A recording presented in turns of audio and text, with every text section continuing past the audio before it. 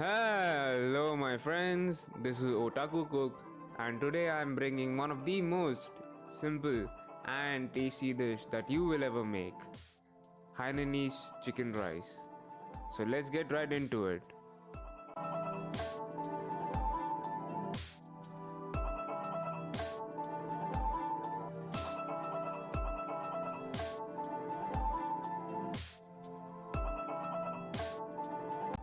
So for this recipe I'm using the whole chicken.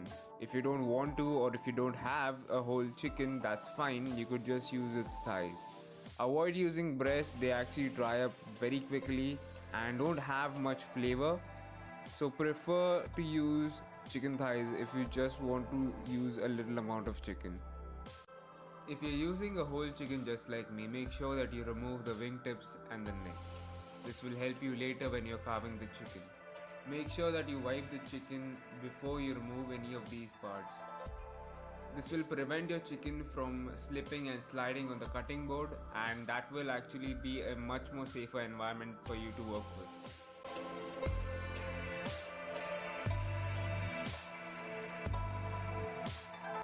Now we need to exfoliate the chicken skin, and by that I mean is to rub it with some salt. Now when you're using a whole chicken, there are sometimes a few feathers on it, and it's important that you remove them. You don't want them to be in your mouth when you're eating it.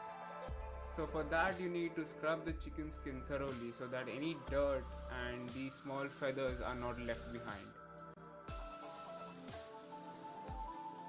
Make sure that you're scrubbing the chicken on all sides, not leaving any nook and cranny unscrubbed. Meanwhile, make sure to keep some water to boil, and once you're done scrubbing, wash the chicken thoroughly.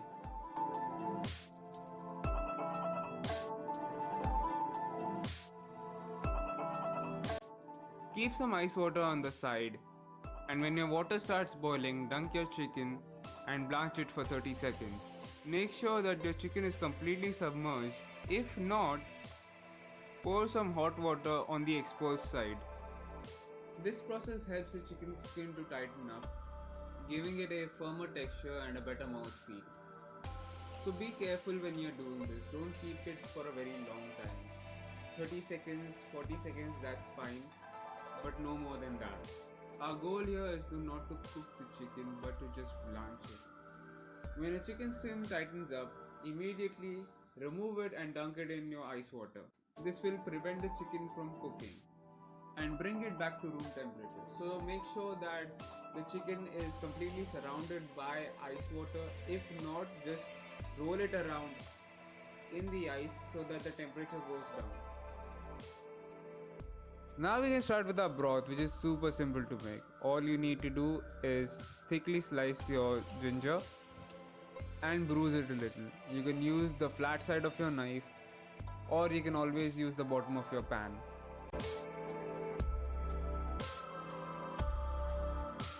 Now with the green onion, you need to separate the white from the green and cut the green in manageable pieces. Maybe 1 or 2 cuts would be just fine. With the white, you need to cut it in half. That's it.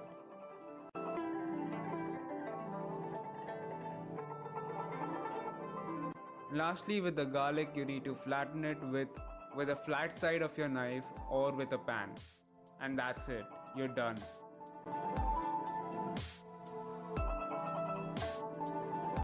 Now add your ingredients one by one in a pot. Make sure that you don't add any oil in it because we are going to give it a char. Occasionally give it a stir, but for the most part what you need is to give it some color. Make sure that you don't burn it though.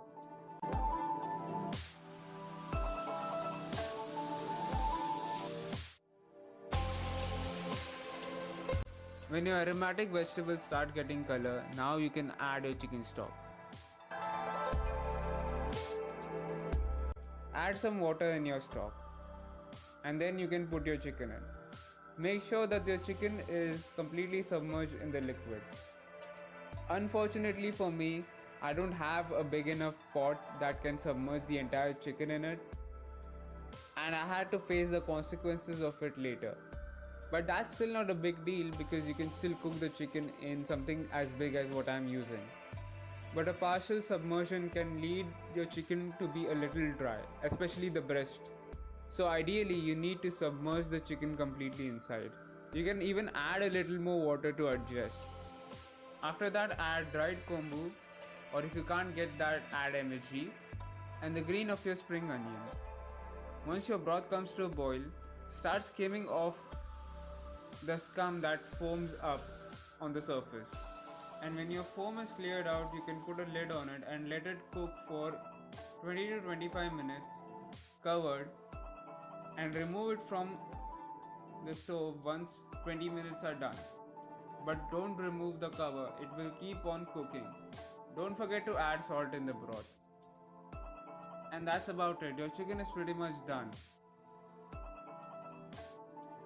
Meanwhile, we can start preparing our sauce and rice. And the prep for it is very straightforward. We'll start by chopping garlic, and lots of it.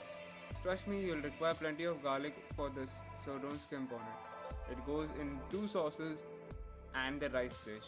All you need to do is crush the garlic and start mincing it as fine as you can.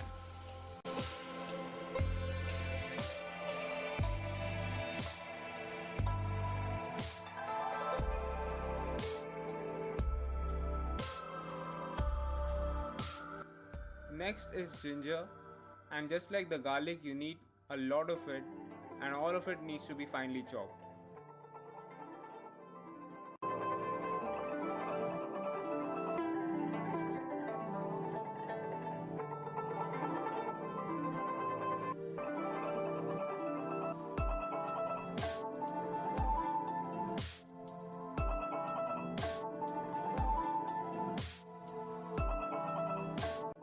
Next is spring onion, and you need to finely chop this one as well.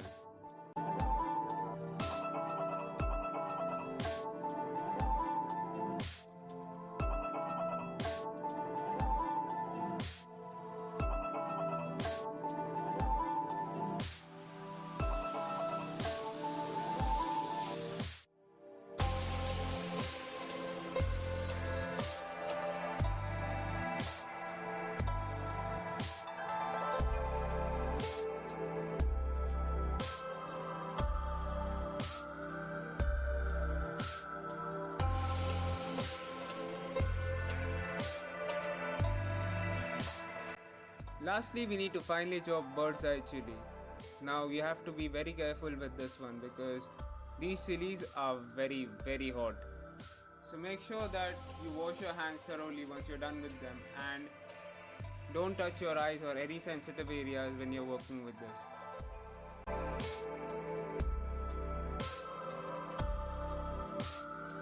By the time we are done with all of this, our chicken should be cooked.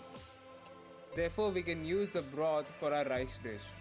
So to start cooking our rice dish, we need to saute our ginger, garlic and spring onion in some oil.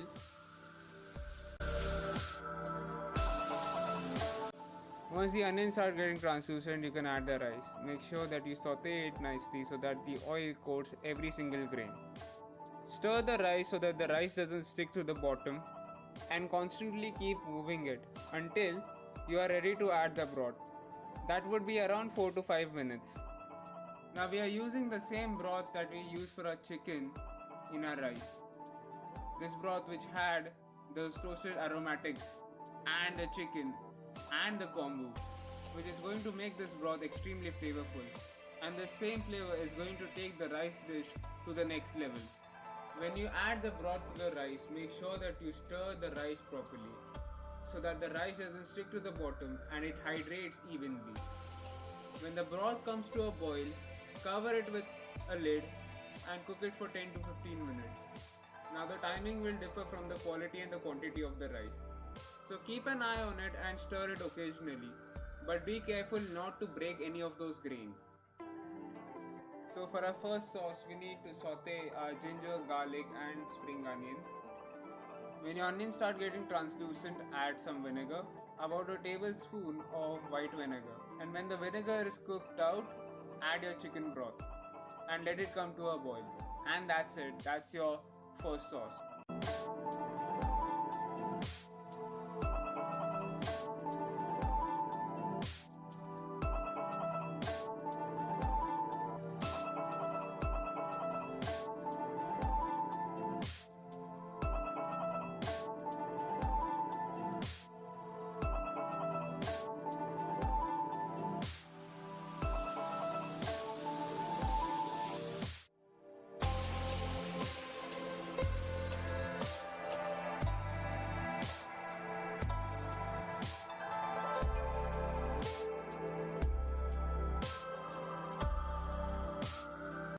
Now for a second sauce, we'll start with the same, sauteing our ginger and garlic, but this time we're going to saute our bird's eye chili instead of spring onion. Once you're done with the chili, ginger and garlic, add some sugar. And when you see the sugar start melting, add some vinegar, about a tablespoon as well. Make sure that the sugar and vinegar is incorporated properly, and then add the chicken broth. Let that come to a boil, and that's it. You're done with the sauce. Now you can start plating.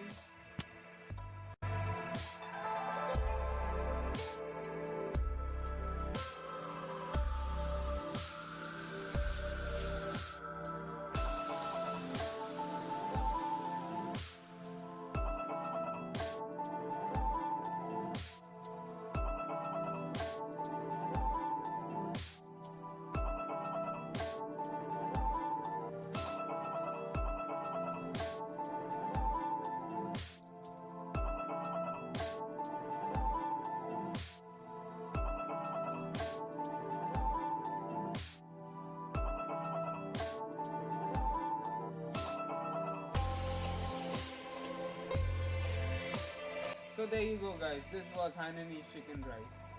If you like this recipe, please hit the like button and subscribe. Thank you for watching. See you next time.